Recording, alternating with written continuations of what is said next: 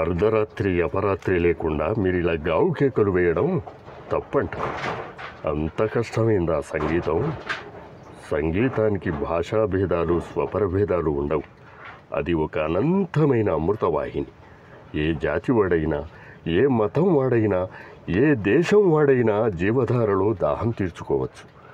ఒక రకమైన సంగీతం గొప్పదని, మరొక రకమైన సంగీతం అధమమైనదని నిర్ణయించడానికి మనమెవరం? మన ప్రాచీన సంగీతాన్ని, సాంప్రదాయాన్ని అవగాహన చేసుకోకుండా దాన్ని మీరిలా అవహేళన చేయడం మూర్ఖత్వం.